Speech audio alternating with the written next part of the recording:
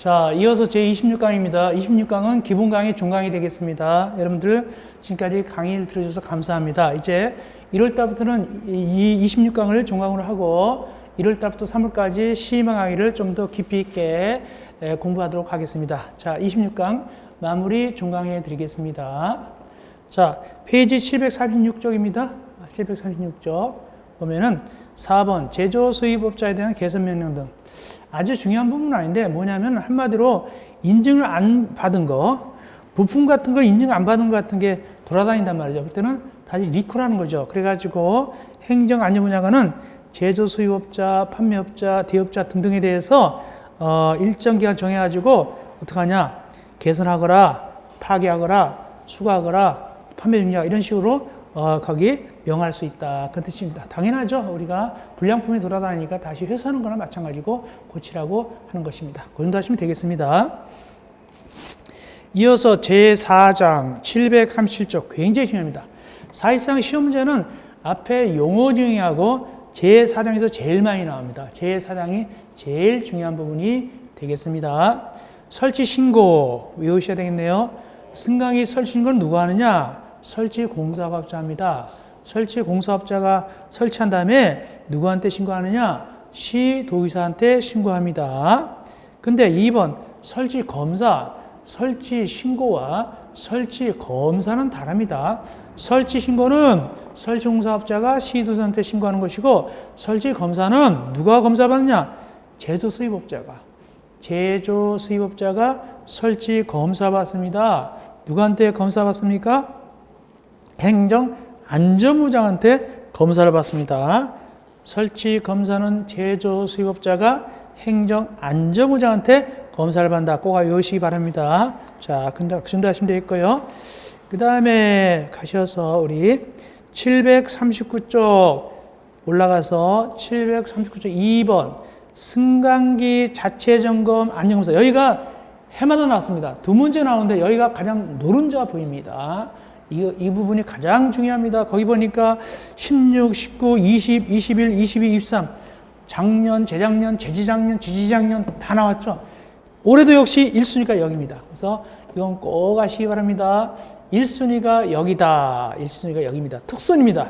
여기서 반드시 나온다 보면 거의 나옵니다. 여기 자체점검. 누가 자체점검하느냐? 관리 주체가 언제? 월 1회 이상 관리 주체가 월 1회 이상 자체점검하고 결과를 어디다가? 승강기 안전종합 정망에 입력한다. 승강기 안전종합 정망에 입력합니다. 구체적으로 어떻게 되냐?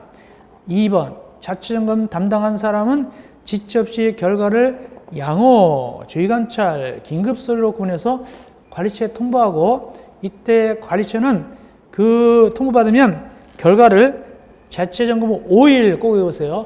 5일 이내 승강기 안전 종합정망에 입력해야 된다. 즉 거기 자체점검에서 동그라미 1번, 동그라미 2번 아주 중요합니다. 거의 외우다시피 하시기 바랍니다. 올해도 가장 유력한 부분이 되겠습니다. 그 다음에 괄호 2번 즉시 보수 및 운행 정지 자체점검 결과 결함이 있다 이럴 때는 즉시 보수하고 보수 끝날 때까지 운행 정지하는 것이지 일부 운행하면 안 됩니다. 운행 정지해야 됩니다. 중지합니다. 면제 사유 4가지 자체점검 면제하는 경우가 있습니다. 동그라미 1번, 2번, 3번, 4번인데 1번은 뭐냐면 아까 수출용이나 연구 개발용 할 때 부품 안전인증 면제받은 거 여기 승강기 안전인증 면제받은 거 있죠. 수출용이나 연구 개발용 할 때 승강기 안전인증 면제받을 때 이때 자체점검 면제할 수 있고 또 안전검사 불합격하거나 안전검사 연기되거나 기타 새로운 유지관리기법 도입할 때 이런 4가지가 바로 자체점검 면제사유다. 꼭 알아놓으세요. 그리고 대행 원래는 누가 자체점검합니까? 관리처가 해야 되는데 다만 이를 갖다가 대행시킬 수 있습니다. 누구한테? 승강기 유지관리를 업을 자, 즉 승강기 유지관리업자한테 대행시킬 수 있다. 꼭 알으시기 바랍니다. 그 다음에 이제 가셔서 740조 여기도 되게 많이 나왔죠. 16, 18, 20, 21, 22, 23 작년, 재작년 되게 나왔습니다. 여기도 역시 올해 가장 유력합니다.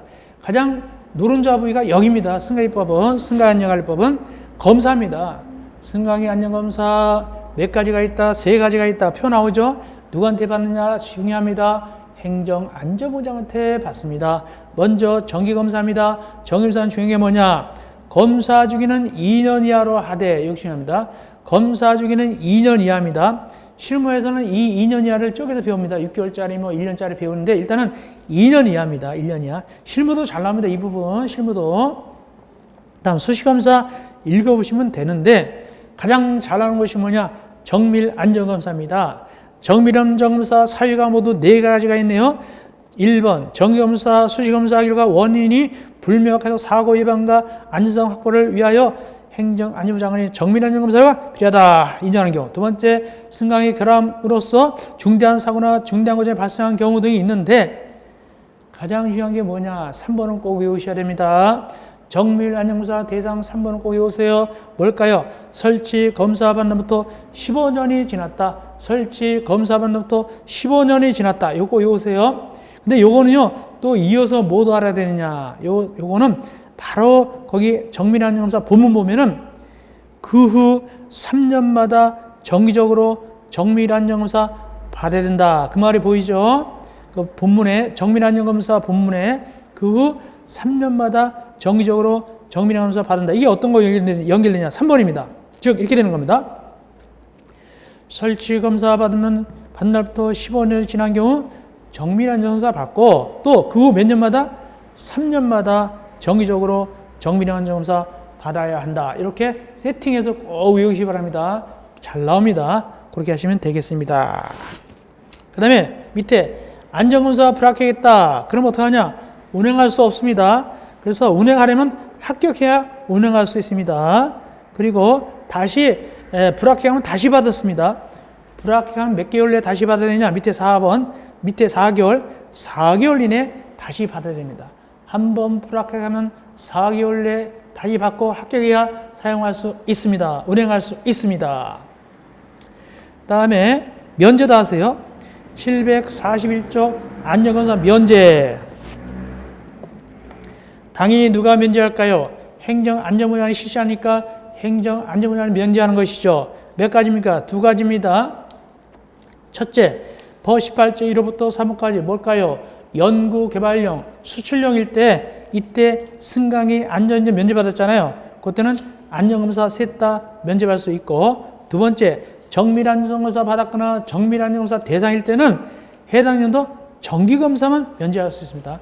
해당 연도 정기검사 면제할 수 있다. 이 2가지 굉장히 중요합니다. 꼭 알아놓으시기 바랍니다. 자, 그래서 이렇게 승강기 안전검사하고 바로 앞에 자체 점검, 제일 중요한 부분을 했습니다. 여기서는 최소한도 한 문제 이상 꼭 나옵니다. 꼭 공부하시기 바랍니다. 그 다음에 이제 어디로 가냐면은 743조 승강기 유지관리업자 굉장히 중요합니다. 승강기 유지관리업자 이것도 중요합니다. 17회 21일 나왔죠. 승강기 유지관리하려면 돈 벌어먹으려면 누구한테 등록하느냐? 꼭 알아놓으세요. 시도지사한테 등록한다. 잘 나옵니다. 시도지사한테 등록하게 되겠습니다. 그 다음에 뭐가 중요하냐? 자본금입니다. 참고 자본금 보니까 자본금이 1억 원 이상일 것, 자본금이 1억 원 이상일 것 꼭 아셔야 됩니다. 자본금 1억 원 이상 꼭 아시기 바랍니다. 예. 그 다음에 폐업 또는 휴업 신고 등 이 승강 유지관리업자가 폐업하거나 다시 할 때는 며칠 내에 신고하느냐? 30일 이내에 신고한다. 누구한테? 당연히 시도지사 꼭 아시기 바랍니다. 시도지사. 예. 자, 이 정도 하시면 되겠고, 나머지에 대해서는 우리가 나중에 시망을 해서 좀만 보충하면 됩니다. 마지막으로 요것만 좀 보겠습니다. 749쪽 한국승강기 안전공단 요거 아셔야 되겠네요. 749쪽 밑에 2번 한국승강기 안전공단입니다. 거기 행정안전부장의 업무를 위탁받거나 대행하기 위해서 한국승강기 안전공단을 설치하는데 이것은 법인입니다. 법인이니까 당연히 민법 원리에서 주된 사무소 소지재 설립 등기함으로써 선입하는데 뭐가 가장 중요하냐? 하는 일하고 그 다음에 민법 의제가 중요합니다. 넘어가서 보면 나옵니다. 하는 일은 뭐냐? 752쪽 위에 보니까 박스 안에 모두 거기 10가지를 하고 있죠. 이건 어렵게 나올 때 나옵니다. 보니까 승강기 안전에 관한 조사, 연구, 기술 개발, 승강기 안전에 관한 교육, 홍보 등등 10가지. 이건 어렵게 나올 때 나올 수 있고, 그 대신 요건 꼭 아셔야 됩니다. 뭘 알아야 되냐? 민법 준용. 즉 151쪽 제일 밑에입니다. 151쪽 제일 밑에 10번 민법 준용. 751쪽 밑에입니다. 죄송합니다. 751쪽 제일 밑에 민법 준용. 공단에 관해서는 2번 및 공공에 관한 법 빼놓고는 민법 중 주의하세요. 사단법인입니까? 재단법인입니까? 재단법인입니다. 재단 민법 중 사단법인 준용이 아니라 재단법인 준용이다. 꼭 알아놓으시기 바랍니다. 자, 이 정도 하면 우리가 승강기 안전관리법은 어느 정도 거의 우리가 이거 갖다가 다뤘다 봅니다. 시험 문제 나오는 건 여기서 보통 체크가 되는데, 그래도 불구하고 심화 강의에서는 좀 더 깊이 있게 다뤄보도록 하겠습니다. 자, 이렇게 해서 우리가 제11편 승강기 안전관리법 끝내고 제12편 시설물의 안전 및 유지 관련 특별법 가겠습니다. 페이지 758쪽 제12편.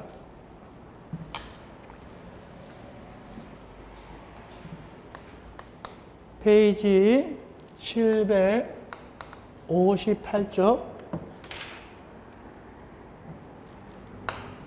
제12편 시설물의 안전 및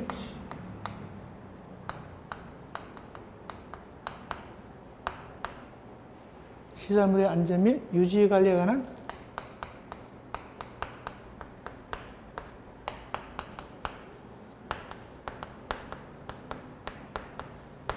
유지 관련 특별법 되겠습니다. 자, 758쪽. 일단 거기 보니까 용어 정의가 많이 나왔네요. 16, 18, 19, 20, 21, 22, 23. 용어 정의가 되게 많이 나왔습니다. 그래서 두 문제 나오거든요.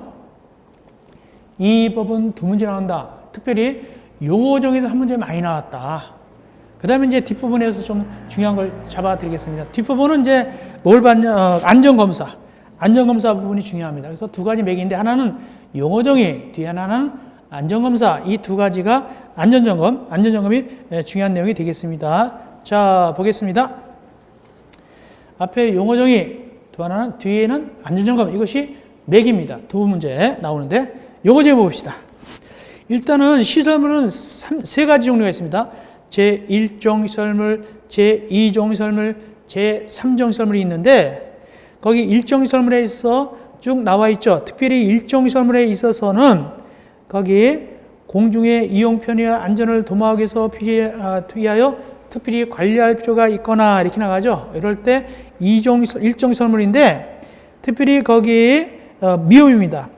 21층 이상 또는 연면적이 5만 제곱미터 이상인 건축물, 요것이 핵심입니다. 21층 이상이거나 연면적이 5만 제곱미터 이상인 건축물이 1종이고, 다음 2종 봅시다. 2종. 1종 시설 외에 사회 기반 시설 등 재난이 발생할 위험이 높거나 재난을 예방하기 위해서 계속적으로 관리할 필요가 있다. 이것이 2종인데, 2종 보면 역시 건물 봅시다. 위에 759쪽의 박스 안에 미음입니다. 미음 보니까 16층 이상 또는 연면적 3만 제곱미터 이상, 16층 이상 또는 연면적 3만 제곱미터 이상, 이것이 바로 2종입니다. 2종입니다.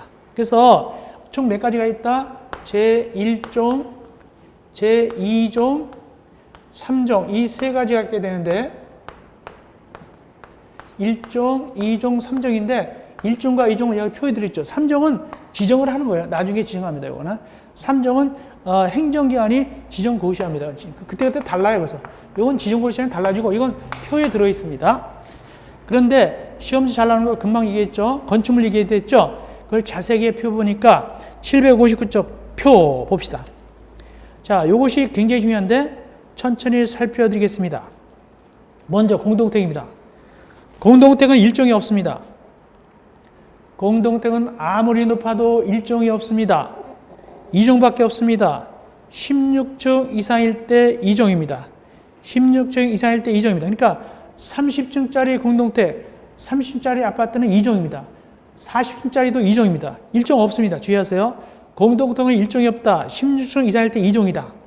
근데 반면에 공동택 외에 일반 빌딩은 1종도 있고 2종도 있습니다. 일단 이종부터 봅시다. 일반 빌딩 이종은 보니까 일종 시설물에 해당하지 않는 건축물로서 16층 이상이거나 연면적이 3만 제곱미터 이상, 16층 이상이거나 연면적이 3만 제곱미터 이상이 바로 이종이고, 일종은 더 높은 겁니다. 다시 일종 봅시다. 일반 건축물 왼쪽 보니까 21층 이상이나 연면적이 5만 제곱미터 이상, 21층 이상이나 연면적이 5만 제곱미터 이상, 이게 일종입니다. 그리고 그 밑에 내려가서 아까 얘기한 대로 이종은 16층 이상이나 연면적이 3만 제곱미터 이상, 이것이 이종입니다. 일반 빌딩 한번 여쭤봅시다. 일반 빌딩이 30층입니다. 몇 종일까요? 1종이죠. 일반 빌딩이 17층이다. 몇 종일까요? 2종이죠. 아파트가 17층입니다. 몇 종일까요? 2종이죠. 아파트가 30층입니다. 몇 종일까요? 2종이죠. 아파트 공동택은 1종이 없습니다. 일반 빌딩, 일반 건축물은 1종과 2종이 있고, 지금 수치를 말씀드렸어요. 꼭 외우셔야 됩니다. 꼭 외우세요. 이것이 주로 나왔고, 그 다음에 이제 올라가서 760쪽 올라가서 관리주체. 관리주체는 셋이 있습니다. 첫째, 관계 법령에 따라서 해당 시설물의 관리자로 형성된 자, 또 소유자, 두 번째. 그다음 세 번째는 이 소유자하고 관리계약 등에 따라서 책임진 자, 이 셋이 바로 관리체인데, 관리체는 두 가지로 나눠집니다. 공공관리체하고 민간관리체는 나눠진다. 공공관리체는 밑에 세 가지가 있죠. 읽어보시면 되고, 민간관리체는 공공관리체 아닌 자를 말한다. 다음 안전점검, 굉장히 중요합니다. 경험과 기술을 가진 자가 유관이나 점검기구 등으로 검사하여 시설물에 내재되어 있는 위험률을 조사. 이게 뭐다? 안전점검, 적을 줄 알아야 됩니다. 안전점검, 적을 줄 알아야 됩니다. 용어 정의. 그 다음에 이건 두 개로 나눠집니다. 정기 안전점검과 정밀 안전점검 나눠지는데, 이것도 적을 줄 알아야 됩니다. 시설물 상태를 판단하고 시설물이 점검 당시 사용 요건을 만족시키고 있는지 확인할 수 있는 수준의 외관조사 뭐다? 정기 안전점검.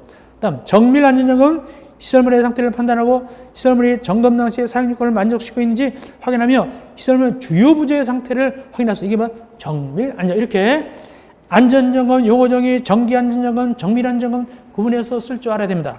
이어서 정밀 안전인단 제일 많이 나왔습니다. 정밀 안전인단 중화시 제일 많이 나왔습니다. 시설물의 물리적, 기능적 견해를 발견하고 그에 대해서 신속하고 적절한 처리하기 위해서 이보다 정밀 안전이다. 그리고 그 내용 보니까 조사, 측정, 평가, 보수, 보강 이런 것도 가르쳐가지고 중화시 나온 적 있어요. 굉장히 어렵게. 조사, 측정, 평가, 보수, 보강 이런 것도 어렵게 나온 적이 있습니다. 정밀 안전인단이 용어 중에서 제일 많이 나왔습니다. 꼭 보시고 쓸 줄 알아야 된다. 다음 긴급 안전점검, 이것도 아셔야 되겠죠. 시설물의 붕괴, 전도 등으로 무너지거나 옆으로 기울었다는 얘기죠. 이래가지고 재난재해가 발생 우려가 있는 경우에 시설물의 물리적, 기능적 결함을 신속하게 빨리빨리 발견하는 것이 긴급 안전점검이다. 꼭 하시고, 내진 성능평가도 하셔야 됩니다. 내진 성능평가는 지진이죠. 지진으로부터 시설물의 안전성을 확보하고 거기 내진 설계 기준에 따라서 시설물이 지진에 견딜 수 있는 능력을 평가하는 게 바로 뭐다? 내진 성능평가. 그 다음에 도급, 하도급, 다음 유지관리도 아셔야 됩니다. 다른 것도 알아야 되겠지만 유지관리, 완공된 시설물의 기능을 보존하고 시설물의 이용자의 편의 안전을 높이기 위해서 시설물의 일상적으로 점검, 정비하고, 이게 바로 뭐다? 유지관리입니다. 하시는. 성능평가도 하세요. 성능평가, 시설물의 기능을 유지하기 위해서 요구되는 시설물의 구조성, 안전성, 구조 안전성, 내구성, 사용성 등을 종합적으로 평가하는 것이 바로 성능평가인데, 주의할 것은 위에 6번 내진 성능평가고 밑에 10번 성능평가는 다른 개념입니다. 제일 위에 6번 내진 성능평가고 밑에 10번 성능평가는 서로 다른 개념이죠. 그걸 꼭 기억하세요. 예. 다음 기본계획, 시험에서 잘 나옵니다. 여기 시설법에 있어서 장관은 누구냐? 국토교통부 장관입니다.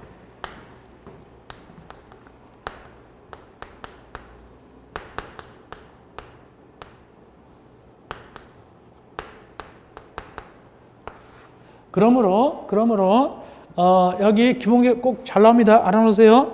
누가? 국토교통부 장관이 기본계획 씁니다. 몇 년마다? 5년마다 꼭 외우세요. 국토교통부 장관이 5년마다 기본계획 세운다. 잘 나옵니다. 자, 그 다음에 762쪽 시설물의 안전 및 유지관리계획 수립 시행 괄호 2번 762쪽 시설물의 안전 및 유지 관리 계획의 수립 시행, 요것도 하셔야 됩니다. 금방 얘기했죠? 이게 국토교통부 장관이 기본계획 세웠죠? 5년마다. 그러면 그 하부 계획이 뭐냐면 요 계획입니다. 지금 말한 괄호 2의 교육 있죠? 괄호 2에 요거. 이게 하부 계획인데, 기본 계획 밑에 있는 하부 계획이 바로 이름이 뭐냐면 거기 시설물의 안전 및 유지 관리 계획입니다. 이걸 수립 시행한, 이건 누가 하냐? 하부 계획은 누가 하냐면 국토교통부 장관의 밑에 있는 놈인데 이건 관리주체가입니다. 관리주체가. 그러다 보니까 거기 관리주체가 한다고요. 관리주체가 기본 계획에 따라서 기본 계획에 눈 맞춰가지고 하부 계획을 하는데 언제 하느냐? 요거 알아놓으세요. 위에는 몇 년이죠? 5년이었죠? 요거는 매년입니다. 매년 되겠습니다. 매년 이거 알아놓으세요. 하부 계획은 매년이다. 이게 핵심입니다. 읽어보니까 관리처는 기본 계획에 따라서 소관 시설물에 대한 안전 유지 관리 계획을 매년 수립한다. 이거 기억하시면 되겠습니다. 나머지 절차는 읽어보시면 되겠습니다. 그 다음에 이제 763조 옆에 제3종시설물. 3종시설물은 말이죠. 그때 지정합니다. 누가 지정하냐 봅시다. 763조 밑에 괄호 3번 제3종시설물입니다. 누가 지정합니까? 중앙행정기관장 또는 지방자치단체장이 지정하는 거구나. 그때 지정 고시함. 그러니까 어떤 거 될지 몰라요. 그때 지정하니까 누가? 중앙행정기관장 또는 지방자치단체장이 지정 고시합니다. 그렇게 하시면 되겠습니다. 예. 자, 그 다음에 이제 764조 시설물의 안전관리. 여기가 노른자법입니다. 그래서 이 법은 앞에 지금 얘기했던 용어 정의하고 이 부분이 가장 중요하게 되겠습니다. 노른자법입니다. 시설물의 안전관리. 보니까 16, 18, 20, 21, 22에 계속적으로 나오고 있죠? 계속적으로 나옵니다. 예. 올해도 역시 2021년도도 가장 유력한 부분이 되겠습니다. 그래서 2021년도도 앞에 용어 정의하고 이 부분이 가장 중요하게 되겠습니다. 그래서 안전점검입니다. 안전점검은 어떤 안전점검은 거기 두 가지가 있습니다. 안전점검은 이렇게 됩니다. 구조를 보면 이렇게 됩니다. 구조를 이 용어 정의상 구조를 생각한다면 헷갈리니까 이렇게 되겠습니다. 안전점검이 따로 있고 정밀 안전진단이 따로 있고 그 다음에 긴급 안전점검이 따로 있습니다. 이렇게. 그래서 안전점검 따로, 정밀 안전진단 따로, 긴급 안전점검 따로 있게 되는 거예요. 그러면 이 안전점검은 몇 가지로 나눠지냐? 앞에서 용어정에서 우리가 봤다시피 두 가지로 나눠져요. 안전점검은 뭐냐? 정기 안전점검하고 정밀 안전점검으로 나눠집니다. 정기 안전점검, 정밀 안전점검으로 나눠진다. 그 뜻입니다. 그래서 보니까 안전점검은 누구는 빼놓고 얘기하는 것이다. 정밀 안전진단이나 긴급 안전점검 얘기하는 게 아니에요. 안전점검 따로 있어요. 정기 안전점검하고 정밀 안전점검. 이걸 실시한단 말이죠. 누가? 관리체가. 그 수준을 보니까 밑에 2번. 1종하고 2종은 정기 안전점검도 해야 되고 정밀 안전점검 다 해야 돼요. 근데 3종은 정기 안전점검만 하면 되겠습니다. 그 다음에 동그라미 3번. 관리체는 시설물의 하자담보期간이 끝나는 마지막으로 실시하는 정밀 안전점검은 마지막으로 실시하는 정기 안전점검이 아니라 정밀 안전점검은 자기가 하면 안 돼요. 누구한테 시켜야 되냐? 안전진단 전문기관이나 국토안전관리원에 의뢰해서 실시된다. 안전진단 전문기관이나 국토안전관리원에 의뢰해야 됩니다. 네 번째, 민간관리체가 이 안전점검을 해야 되는데 돈이 없어서 못했어요. 부도나서. 그다음 누가 대신하느냐? 시장, 군수청장이 민간관리체를 대신해서 할 수 있다. 다만 돈은 누구한테 부담시킬 수 있다? 시장, 군수청장이 그 민간관리체 대신했기 때문에 민간관리체한테 돈 내놔 이렇게 할 수 있습니다. 다섯 번째, 만약에 돈을 안 내면 어떡하냐? 이때는 시장, 군수청장이 지방세에서 체납으로 강제로 거둘 수도 있다. 다 중요한 내용입니다. 그래서 거기 동그라미 1번, 2번, 3번, 4번, 5번까지 시험 문제 많이 나왔습니다. 그렇다면 옆에 표, 안전점검, 정밀안전진단, 성능평가의 실시 시기가 옆에 표 있죠? 이건 우리가 약간 깊이 있는 얘기인데 요거 복잡하게 됐죠. 요건 심화 강에서 상세하게 다뤄드리겠습니다. 요거 별표 3, 요 내용은 심화 강에서 다뤄드리면 되겠습니다. 일단 중요한 거 했고, 그 다음에 이제 정밀 안전인단 766조 위에 중요합니다. 정밀 안전인단 중요하게 되겠습니다. 766조 위에 정밀 안전인단 중요합니다. 자, 정밀 안전인단입니다. 정밀 안전인단 두 가지가 있습니다. 정기적으로 하는 거. 정기적인 정밀 안전인단. 2번 필요할 때 하는 거. 필요시 정기 안전단이 있습니다. 정기적으로 하는 것과 필요할 때 하는 게 있는데, 정기적으로 하는 건 몇 종 시설만 하냐? 제1종 시설물만 정기적으로 합니다. 필요할 때는 제1종도 하고 2종도 하고 필요할 때는 다 하게 되죠. 하게 됩니다. 근데 정기적으로는 제1종만 합니다. 그러므로 공동택은 안 합니다. 공동택은 정기적으로 안 합니다. 왜 안 할까요? 2종밖에 없으니까. 2종이니까. 아까 얘기했죠? 공동택은 2종밖에 없다. 그러면 정기적으로 안 합니다. 정기적으로 1종만 하는 거니까. 다만 공동택도 뭐 불이 났다, 지진 났다, 그럼 해야 돼. 일단 필요할 때는 2종도 합니다. 공동택도 합니다. 그런 얘기입니다. 자, 먼저 1번 정기적으로 하는 거. 관리처는 제1종 시설물에 대해서 정기적으로 한다. 766조 위에입니다. 그렇습니다. 2종은 정기적으로 할 필요가 없습니다. 즉 아파트는 할 필요가 없습니다. 제1종만 정기적으로 합니다. 그러나 아파트도 정밀 안전인단을 할 때가 있다. 어떤 경우냐 하니까 거기 동그라미 2번입니다. 안전점검 또는 긴급 안전을 실시한 경우가 재재난 예방을 위해서 필요할 때는 정밀 안전인단을 실시하여야 한다. 그렇습니다. 이 정도 해야 돼요. 이럴 때 이 정도 해야 됩니다. 지진 났거나 불 났거나 이럴 때는 해야 됩니다. 그래서 정기적으로는 이 정도 안 하지만 필요할 때는 2번째는 필요할 때는 이 정도 합니다. 정밀 안전인단 꼭 그렇게 하세요.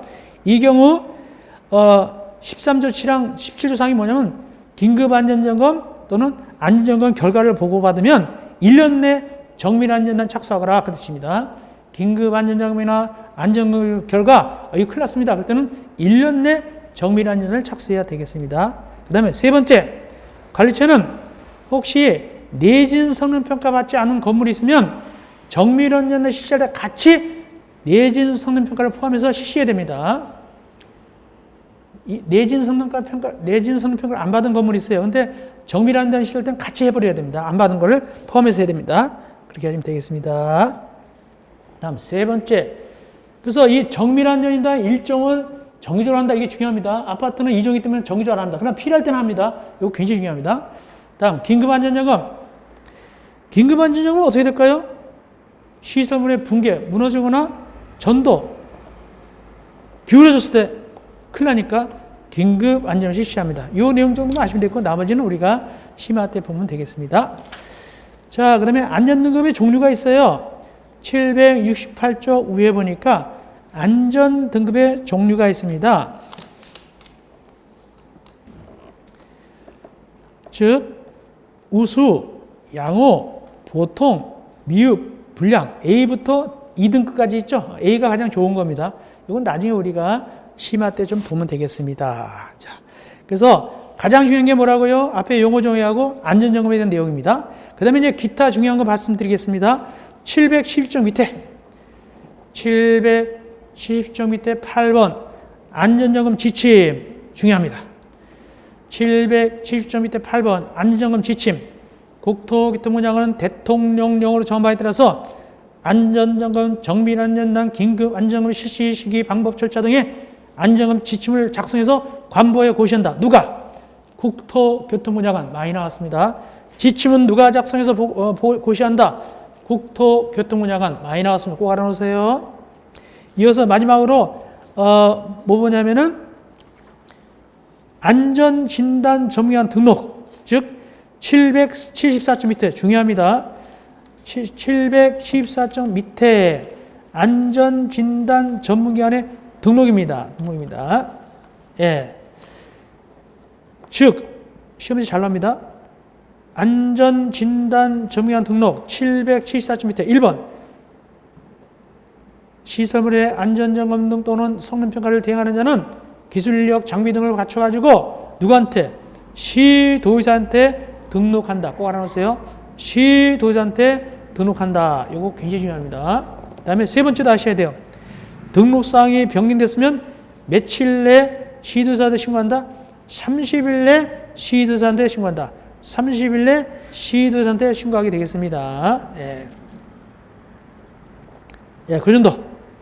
그래서 누구한테? 시도의사. 그 다음에 다시 하려면 며칠 내? 변경됐으면 며칠 내? 30일 내 시도의사한테 신고한다.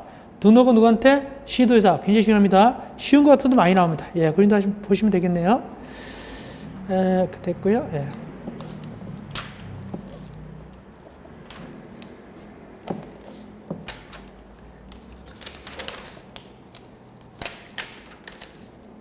(780쪽) 마지막으로 요것만 좀 보겠습니다. 제4장 시설물의 유지관리 780쪽입니다. 제4장 시설물의 유지관리. 유지관리 방법 이거. 누가 유지관리하느냐? 유지관리는 관리체가 한다. 관리체는 시설물의 기능 보존하고 편의 안전 높이기 위해서 소관 시설물을 유지관리한다. 다만 대통령령으로 정할 때는 이 법에 따라 하지 않습니다. 이 대통령령이 뭐냐? 공동택. 공동택은 이 법에 의해서 하지 않죠. 보통 어느 법에 의해서 합니까? 공동택 관리법에서 하죠. 그래서 그거는 이 법에 의해서 유지관리하는 것이 아니라 공동택 관리법에서 하기 때문에 다른 법에 따른다. 그 뜻입니다. 그리고 이 관리체는 이 일을 맡길 수도 있어요. 누구한테? 관리체는 유지관리를 누구한테 맡길 수 있냐? 유지관리업자 또는 시공환자한테 대행시킬 수 있습니다. 다만 시공환자는 하자담보체 기간 내에만 대행시킬 수 있습니다. 관리체는 유지관리업자나 시공자한테 맡길 수 있는데 시공자는 하자담보체 기간 내에만 마칠 수가 있고요. 비용부담 누가 원칙 부담하느냐? 비용부담은 관리체가 부담하는 게 원칙입니다. 관리체가 부담한다. 요거 비용은 관리체가 부담한다. 이렇게. 자, 이렇게 해서 우리가 제12편 시설물의 유지관리, 안전 및 유지관리에 관한 특별법 두 문제 나오는데 중요한 부분 해드릴 거, 특별히 안전점검의 자세한 표는 우리가 심화강에서 상세하게 우리가 살펴드리면 되겠습니다. 자, 고생하셨고요. 이어서 마지막 제13편 집합 건물의 소유 및 관리에 관한 법률.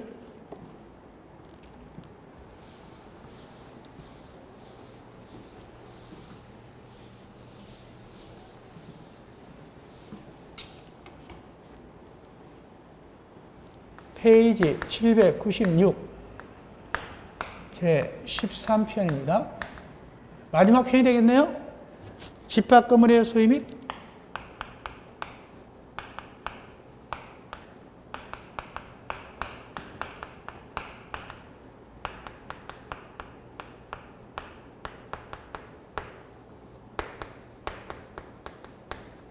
집합 건물의 소유 및 관리에 관한 법률입니다. 이게 뭐냐면은 이런 거예요. 상가 같은 게 오피스텔 같은 거, 상가 같은 거 여럿이 갖고 있잖아요. 아파트 같은 거는 뭐 어느 법에 의해서 합니까? 보통 의무관리 아파트는 공동택 관리법에 의해서 관리가 잘 돼 있잖아요. 거기에 의무관리할 때 뭐 소장 제도도 있고 입대의 제도도 있고 뭐 장기전 충당금 여러 가지 제도가 있잖아요. 공동택 관리법에서 동대표 제도도 있고 이렇게 다 있죠. 근데 이거 의무관리가 아닌 아파트라든가 상가 같은 거, 오피스텔은 이 관리하는 것에 대해서 제도가 없어요. 그래서 이 법에 의해서 하는 거예요. 집합 건물의 소유 및 관리하는 법률에서 관리하게 되는 겁니다. 이겁니다. 의무관리가 아닌 소규모 아파트 같은 거 또는 상가 같은 거. 다만 이때 주인들이 각각 있는 거예요. 각각 주인이 있는 거. 각각 주인이 있다는 걸 여기서는 어떻게 표현하냐? 구분 소유자. 각각 주인을 우리는 구분 소유자로 불러요. 소유를 각각 나눠서 하니까 구분 소유자. 이 구분 소유자 여럿이 있을 때 어떻게 관리할 것이냐, 이런 등등의 내용을 갖다가 이 법에서 하는데 한 문제 나와요. 한 문제 나옵니다. 그래서 우리가 한 문제를 위해서 나오는데, 근데 대부분 우리가 공부한 데서 나와요. 거의 80~90%는 공부한 데서 나옵니다. 한 문제는 너무 걱정하지 마세요. 이 집합 건물의 소유 및 관리에 관한 법률은 비교적 쉽게 나온다. 쉽게 나오는 것보다는 공부한 데서 거의 나와요. 한 문제 나올 게 보입니다. 한 문제. 일단은 기본 강의니까 주로 잘 나올 걸 우리가 살펴드리겠습니다. 한 문제 나옵니다. 객관식으로 한 문제, 지금까지 한 문제씩 객관식으로 나왔고 비교적 공부한 데서 나왔다. 80~90%는 공부한 데서 나온다. 자, 보겠습니다. 구분 소유가 뭐냐? 각각 주인이란 말이에요. 각각 주인. 각각 주인이 되려면 일반 건물도 각각 주인 따로 하는 경우 있고 구분 점포, 상가도 각각 주인하는데 이게 조금 달라요. 일반 건물을 각각 주인하려면 구분 소유하려면 이런 조건이 있어야 돼요.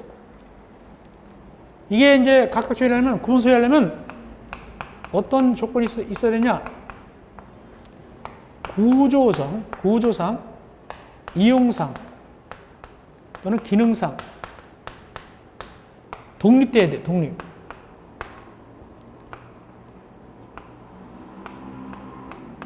그러니까 이게 A가 소유하고 여기가 B가 소유하려면 구조적으로 나눠져야 돼요.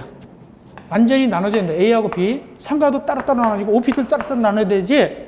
그리고 두 번째, 이용도 따로따로 나눠야 돼. 이용도. 그래서 A 오피스텔에서 화장실은 B 거 쓰고 B는 침대는 A 거 쓰고 그러면 안 돼요.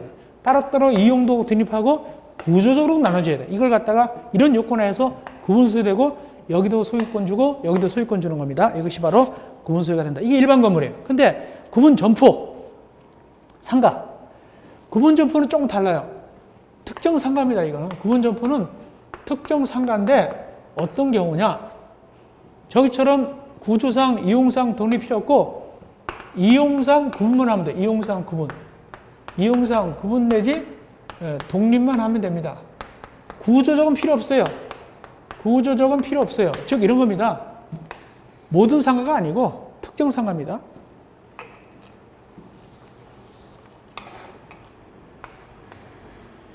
쇼핑몰 같은 데 이렇게 가가지고 여기는 구두 팔고 여기는 옷 팔고 여기는 보소 팔을 때 이럴 때 여기 오픈되어 있어요. 사람들이 이렇게 돌아다니는 게 이렇게 여기 구경하는 거 이렇게 말합니다. 이것이 바로 이렇게 하는데도 불구하고 여기도 소유권 주고 여기도 소유권 주고 여기는 벽도 없고 문도 없고 그냥 오픈되어 있어요. 여기는 따로 나눠주지만 이것도 따로따로 구분 소유권 주고 등기를 따로따로 해주는 거 소유권 주는 거예요. 그래서 여기는 이용만 구분하면 돼요. 구조적으로는 나눌 필요가 없어요. 그래도 해줘요. 그 대신 조건이 있어요. 이게 여기 표시를 잘 해놔야 돼요. 여기다가. 만약에 불났을 때 철수해 보면 어디 가든지 모르잖아요. 그래서 여기다가 평소에다가 이렇게 표시하고 가의 일 이렇게 글자도 써놔야 돼요. 그래 요걸 따로따로 특정이 돼야지 구분소유해줘요. 따로따로 특정시키는 게 뭐냐? 밑에입니다. 구분점포 구분소유. 일동 건물이 다음에 해당하는 각 방식의 여러 개의 건물 부분으로 이용상 구분. 이용만 나눠주면 되는 거예요. 구조는 안 나눠도 괜찮아요. 이때 그 건물 부분을 갖다가 각각 소유권, 즉 구분소유할 수 있는데 조건 1. 판매설이나 운수설이 해야 돼요. 이런 거 쇼핑 같은 거 판매설하고 운수설을 갖다 할 수 있고 두 번째 경계를 묘하게 수 있도록 표지를 바닥에 견고하게 설치할 거. 그렇습니다. 경계를 갖다가 밑에다 설치해야 돼. 이렇게. 그것도 이름도 적어야 돼요. 거기 명패도 적어놔야 돼요. 이름 같은 것도 적어놔야 된다. 그것이 3번이죠. 구분 점포별로 부여된 건물별로 표지, 가일, 나일 이렇게 적어놔야 됩니다. 그러면은 문도 없고 벽도 없는데 따로따로 해준다는 뜻입니다. 그러면 그 바닥 같은 데는 번호는 어떻게 적느냐? 페인트로 적는 게 아니라 여기는 안 나왔지만 돌, 석재, 그 다음에 스테인레스, 동판 이런 걸로 이렇게 박아 놓습니다. 그렇게 박아가지고 하게 되어 있습니다. 자, 그 다음에 용어 정의. 그래서 구분 소유권은 뭐냐? 자기네만 쓰는 부분, 공유 부분 말고 자기네만 쓰는 부분이 자기네만 쓰는 것에 대한 권리가 구분 소유권입니다. 공유 부분 권리 말고 그걸 갖고 있는 자를 뭐라고 그러고 올라가서 구분 소유자라고 불러요. 구분 소유자, 각각 주인을. 전유 부분이 뭐냐? 구분 소유권의 목적인 부분. 구분 소유자가 자기네만 쓰는 부분을 전유 부분이라고 부르고 공유 부분은 여럿이 공동으로 쓰는 걸 공용 부분이라 불러요. 여럿이 공동 쓰는 걸 공용 부분이라 부르는데 공유 부분은 여러 가지가 있어요. 구조상 공유 부분, 규약상 공유 부분, 공정 증상 공유 부분이 있는데 구조상 공유 부분 설명 들어갑니다. 구조상 공유 부분은 복도 같은 거, 계단 같은 거. 이건 보나마나 공유 부분이죠. 복도, 계단은 누구든지 다 공유 부분인지 알죠. 이걸 구조상 공유 부분이라고 부르고 규약상 공유 부분이나 공정 증상 공유 부분은 좀 달라요. 요거는 이겁니다. 이게 뭘까요? 103호입니다. 이게 공유 부분입니까? 전유 부분입니까? 전유 부분이죠.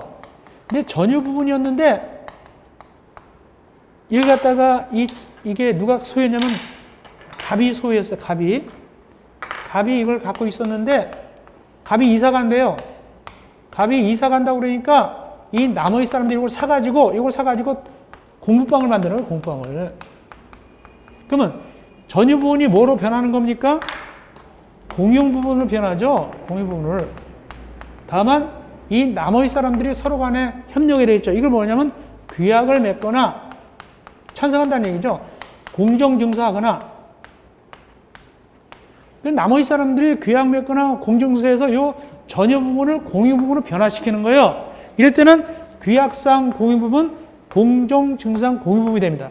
원래는 전유 부분이었는데 공용 부분으로 될 수 있다. 이것이 바로 거기 규약상 공용 부분, 공정증서상 공용 부분입니다. 그렇기 때문에 리을 공용 부분의 취지의 등기 이건 무슨 소리냐?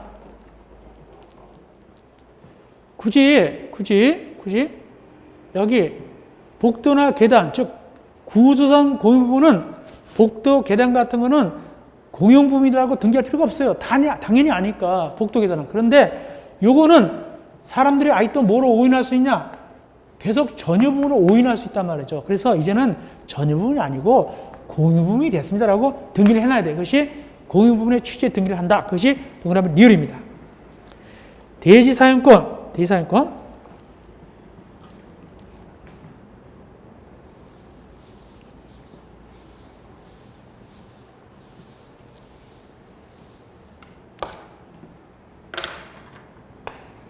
이 건물이, 구분소유 건물이 올라갈 수 있는 권한이 뭐냐? 권리가 대지사용권입니다. 즉, 이걸 대지를 사가지고 졌으면 이게 대지사용권인데, 사가지고 졌으면 소유권이고, 또 지상권에서 지을 수도 있고, 전세권 내에서 지을 수도 있고, 임차권 내에서 지을 수도 있어요. 이렇게 지어서. 이걸 대지사용권입니다. 이 건물이 올라가 있으면 권리. 그래서 보통은 어떤 게 많으냐? 이 땅을 사가지고 짓거든요. 그때는 소유권입니다. 소유권이 많습니다. 요즘은 못 믿을 세상이니까 사가지고 짓죠. 근데 옛날엔 뭐 전세 내가지고 임차권 해가지고 지상권 해가지고 짓는 경우도 있었어요. 근데 보통은 소유권이죠. 사가지고 지으니까. 이것이 대지사용권이다. 이 건물이 올라갈 수 있는 권한인지 권리가 대지사용권입니다. 보통은 소유권이죠. 대지사용권 정리가. 그러나 예외적으로 지상권도 할 수 있고 임차권 등등 할 수도 있습니다. 자, 권리 의무는 넘어가시면 되겠고, 그 대신 798조 위에 가로 2번 건물의 설치 보존사항의 흠추정. 건물의 설치 보존사항의 흠추정. 전유 부분이 속하는 일동의 건물의 설치 또는 보존 흠으로 인해서 다른 자에게 손입혔다. 그때는 그 흠은 주의하세요. 공용 부분에 존재하는 것으로 추정한다. 가로 2번에 공용 부분이고 짝이 그 다음에 추정입니다. 추정. 공용 부분 추정이다. 공용 부분에 존재하는 걸 추정한다. 이게 중요합니다. 그렇기 때문에 전유 부분 나와도 틀리고 간주도 틀립니다. 간주. 민법 공부에서 알죠? 추정과 간주는 다르죠? 전유 부분 하면 틀리고 추정하면 틀립니다. 간주하면 틀립니다. 공용 부분 추정 그래야 됩니다. 그 다음에 매도청권. 대지사용권을 가지지 않은 구분소유가 있을 때 그 전유분의 철거를 청구할 권리가 한 자는 그 구분소유에 대해서 구분소유권을 시가로 매도할 것을 청구할 수 있다. 이게 뭔 소리냐? 남의 땅에다 줬어요. 남의 땅. 토지 소유자가 갑입니다. 갑은 이 친구들한테 야, 왜 남의 땅에 줬어 하고 너는 대지사용권 없지? 야, 철거해. 내 땅이니까 철거해라고 할 수 있어요. 그래서 갑이 이 건물 소유자한테 권한 없이 줬으니까 철거하라고 요구할 수도 있지만은 어떻게 할 수 있냐? 갑이 오히려 철거하라고 요구할 수도 있지만 그냥 야 나한테 팔어. 철거하라고 할 수도 있겠지만 그냥 나한테 팔어. 시가로 팔어라고 땅 주인이 이 건물주들한테 팔으라고 할 수도 있다. 이게 매도 청구입니다. 얼마입니까? 가격이 시가로 청구할 수 있다. 시가로. 그래서 남의 땅에다 줬을 때 땅 주인이 건물주들한테 철거해라고 할 수도 있겠지만 그거 나한테 팔어. 이것이 바로 매도 청구권입니다. 그 다음에 대지 공유자의 분할 청구 금지. 그래서 이 건물 소유자들은 이 각 대지 지분이 있어요. 근데 요거 내 거의 지분을 쪼개주시오. 여기다가 배추 심게 쪼개주시오. 이런 식으로 하면 안 됩니다. 분할 청구할 수 없어요. 그래서 자기 땅 지분에 대해서 쪼개달라고 하면 안 됩니다. 거기다가 김장독 심겠다고 이런 식으로 쪼개달라고 한다. 분할을 청구하지 못한다. 담보 책임은 나중에 봐도 괜찮고요. 담보 책임은 나중에 보겠습니다. 그러면 뭐가 중요하냐? 거기 800쪽 제일 밑에입니다. 800쪽 밑에 공유 부분에 있어서 거기 제일 밑에 공유 부분에 대한 지분은 그가 가지는 전유 부분의 처분에 따른다. 그래서 분리해서 처분할 수 없다. 요거 800쪽 밑에입니다. 800쪽 밑에. 그러니까 만약에 요거 A가 B한테 팔았으면 전유 부분도 팔리고 무엇도 같이 팔린다. 공용 부분도 같이 팔립니다. 공용 부분도 같이 팔린다. 일체. 그러니까 B가 이 300일로 샀으면 300일뿐만 아니라 복도 지분, 뭐 계단 지분도 같이 샀다는 얘기죠. 공용 부분도 같이 팔린다. 일체다. 이건 예외가 왔습니다. 일체적으로 같이 넘어갑니다. 그럼 복도는 다른 사람한테 파는 수 없는 것이죠. 같이 넘어간다. 그 뜻이 되겠습니다. 올라가서 801쪽 위에 공용 부분의 변경, 이거 개정됐습니다. 전에 공용 부분의 변경은 4분의 3인데 지금 얼마입니까? 3분의 2입니다. 꼭 외우세요. 제일 위에 공용 부분의 변경 3분의 2 꼭 외우시기 바랍니다. 공용 부분의 변경 4분의 3에서 3분의 2로 개정됐다. 꼭 외우시면 되겠습니다. 이거 외우시면 되겠고. 자, 그 다음에 대지 사용권입니다. 803조. 아까 얘기했죠? 대지 사용권. 대지 사용권도 마찬가지입니다. 전유 부분하고 이걸 팔아먹으면 300일 팔으면 대지 지분, 대지 사용권도 같이 팔립니다. 같이 일체됩니다. 팔리는데 다만 규약을 맺으면 대지 사용권만 따로 팔아먹을 수도 있습니다. 따로. 아까 전유 부분과 공유 부분은 항상 같이 움직입니다. 근데 전유 부분과 대지 지분도 같이 움직이는 게 원칙이지만 예외적으로 규약 맺으면 대지 사용권을 따로 팔아먹을 수도 있습니다. 이게 다릅니다. 이건 절대적이고 이건 상대적이다. 대지 지분은 대지 사용권 따로 팔아먹는 경우도 있다. 그거 어디 나오냐? 803쪽 거기 동그라미 2번 위에 대지 사용의 전유분과 일체성 동그라미 2번입니다. 구분 소유자는 그가 가지는 전유분과 분리하여 대지 사용권을 처분할 수 없다. 다만 규약으로서 달리지 않을 때는 그러지 않다. 규약으로 달리지 않으면 그 땅 부분만 대지 사용권 팔아먹을 수도 있어요. 근데 아까 공유 부분은 절대 안 됩니다. 그것이 차이점입니다. 그러면 시험 문제 제일 많이 나온 게 뭐냐? 804쪽입니다. 관리단 관리인입니다. 이것만 하고 끝내겠습니다. 관리단 관리인이 제일 많이 나왔습니다. 자, 관리단 관리인. 여기는 입주자 대표가 없어요. 의무관리가 아니니까. 관리단이 있어요. 관리단. 그래서 여기 지금 구분 소유자가 몇 명입니까? 9명이죠? 9명일 때 관리단이 있을 것인가 없을 것인가? 구분 소유자가 9명이다. 9명이다. 관리단 두느냐 안 두느냐? 관리단 있어야 됩니다. 관리단은 구분 소유자 인원수에 상관없이 둡니다. 그것이 원칙입니다. 관리단 두는데 근데 관리인은 두느냐 안 두느냐? 관리인은 안 둬도 괜찮습니다. 이게 핵심입니다. 왜 관리인은 안 둬도 괜찮느냐? 밑에 관리인 제일 밑에 804쪽 밑에 2번입니다. 관리인 선임과 해임 1번 구분 소유자가 10명 이상일 때는 관리단을 대표하고 관리단 사무를 집행하는 관리인을 선임해야 된다. 10명 이상일 때. 여기 9명밖에 안 되죠? 관리인 없어도 됐잖아요. 즉 관리인은 구분 소유자가 10인 이상일 때 둔다. 이게 지금 이제 제일 많이 나왔습니다. 관리인은 10인 이상일 때 관리단을 대표할 관리인을 둬야 된다. 선임해야 된다. 이게 제일 많이 나왔고 두 번째도 제일 많이 나왔어요. 2번도 관리인은 구분 소유자일 필요가 없으며 관리인은 구분 소유자일 필요가 없으며 그 임기는 2년 범위에서 규약으로 정한다. 그 임기는 2년 범위에서 규약한다. 이거 제일 많이 나왔습니다. 관리인은 주인일 필요가 없어요. 다른 사람 똑똑한 사람도 세워도 괜찮습니다. 굉장히 중요합니다. 그 다음에 857 밑에 보고 857 밑에 사무보고 매년 1회 이상 관리인은 매년 1회 이상 구분 소유자에게 사무를 보고합니다. 805쪽 제일 밑에 이런 거 중요하고 올라가서 월별 보고 806쪽 제일 위에 월별 보고 806쪽입니다. 관리인은 규약이 달리 정한 바가 없으면 월 1회 이상 구분 소유자에게 관리단의 사무 집행을 위한 분담 금액과 비용 산정을 서면으로 보고해야 됩니다. 연도하시면 되겠네요. 나머지 관리위원회 같은 건 심의 때 보면 되고, 마지막으로 규약 보면 되겠습니다. 규약에 있어서 중요한 건 뭐냐면 808조. 이 규약은 808조 규약은 공동대 관리법상 규약하고 비슷한 거예요. 자치 규약하고 비슷한 건데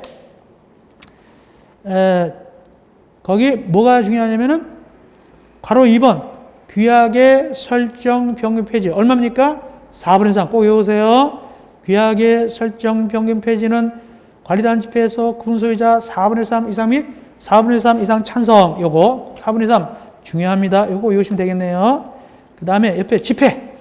집회는 뭐가 중요하냐면은 종류에서 정기관리단. 정기관리단 집회가 언제 소집하냐. 이거 되게 많이 나왔어요. 관리인은 매년 회계 연도 종료 3개월 이내에 정기관리단 집회를 소집한다. 5개월, 이런 식으로 틀렸어요. 5개월이 아니죠. 3개월이죠. 요거 관리인은 매년 회계 연도 종료 3개월 이내에 소집한다. 소집할 때 며칠 전에 소집하느냐? 제일 밑에 소집. 기억.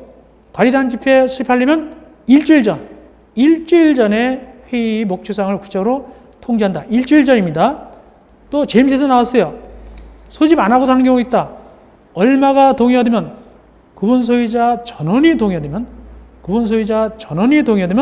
소집 안 하고도 할 수 있다. 이 정도 아시면 되겠습니다.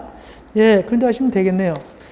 자, 그 다음에 810쪽 서명 결의 810쪽 동그라미 4번 사람들이 바빠요. 장사하느라고. 그럴 때는 서면 도장만 찍으면 돼요. 얼마 이상 도장 찍으면 된다? 810쪽 밑에 4번 서면 동의 기억 5분의 4 이상 찬성해서 서명이나 전자제방법 온라인 같은 걸로 이렇게 투표해도 괜찮아요. 그래서 5분의 4 이상이 서명이나 전자제방법으로 하면은 집회에서 결의한 걸로 본다. 5분의 4 이상 그거 바쁘니까. 그 다음에 이 관리단 집회 결의가 문제가 많아요. 그러면 이의를 제기할 수 있어요. 제일 위에 얼마나 이의를 제기할 수, 언제 기간에 이의 제기할 수 있을까? 마지막입니다. 거기 보니까 제일 위에 집회 결의 사실 안날부터 6개월 이내에 결의한 날부터 1년 이내에 결의 취소를 제기할 수 있다. 요거 안날부터 6개월, 결의한 날부터 1년, 요거 결의 취소서를 제기할 수 있다. 요거 외워놓으시기 바랍니다. 그 다음에 이제 제6장은 재건축 멸실 복구는 우리가 시마 강의 때 조금 해드리게, 요건 약간의 민법적인 실력이 필요하니까 시마 강의에서 재건축과 멸실 청구를 다뤄드리면 되겠습니다. 자, 마지막 7장은 이건 이 정도 아시면 되겠네요. 일단은 여기서는 7장 집합건물 분쟁 조정위원회. 이게 구분소유자끼리나 이렇게 싸움이 많이 나잖아요. 그래서 이걸 조정하는데 어디다 두느냐? 815쪽 집합건물 분쟁 조정위원회는 시도해야 된다. 시도. 국토교통부도 아니고 시군구도 아니고 시도해야 된다. 하는 일이 뭐냐? 박스 8가지. 그건 참고로 보면 돼요. 8가지 하는 일을 한다. 8가지 합니다. 다만 거기 하자 분쟁도 하긴 하는데 공동대 관리법상의 공동대의 하자 담보 책임 분쟁은 제외한다라고 되어 있죠. 동그라미 1번. 왜냐? 이건 공동대 관리법상 요거는 하자 분쟁 조정위원회 있잖아요. 공동대 관리법 배웠죠. 국토교통부에서는 하자 분쟁 조정에서 하는 거니까 그건 제외한다라고 되어 있어요. 공동대 관리법상 하자는 여기서 다루지 않는다. 공동대 관리법상 하자 분쟁 조정에서 다루는 거니까. 효력만 보고 끝내겠습니다. 자, 어떤 효력을 주느냐? 조정이 되면 817조 4번입니다. 817조 마지막 4번이 조정 효력. 동그라미 2번. 당사자 간의 조정서와 같은 내용의 합의가 성립된 걸로 본다. 즉 재판상 하위가 아닙니다. 합의가 성립된 걸로 본 것이 재판상 하위는 아닙니다. 합의가 성립된 걸로 보지 재판상 하위는 아니다. 자, 이렇게 해서 우리가 마지막 13편 집합건물의 소유 및 관리하는 법률 한 문제 나온다고 그랬어요. 중요한 걸 짚어드렸습니다. 조금 미흡한 건 우리가 시마 강의할 때 그때 우리가 공부하면 되겠는데 일단은 기본적으로 나올 만한 건 다 짚어드렸어요. 그렇지만은 시마 강의 때 좀 더 깊이 있게 해드리겠습니다. 한 문제 나오고 문제 수준은 비교적 쉽게 나온다 생각하시면 되겠습니다. 자, 여러분들 고생하셨어요. 이제 우리가 기본 강의를 갖다가 이렇게 해서 끝냈습니다. 좀 더 충실해서 2강을 늘려서 26강까지 해드렸습니다. 시임하 강의는 석 달 동안 하게 되니까 좀 더 자세하게 부연 설문도 해드리면서 강의를 어려운 것까지 해드리겠습니다. 여러분들 새해 뵙겠습니다. 안녕히 계십시오.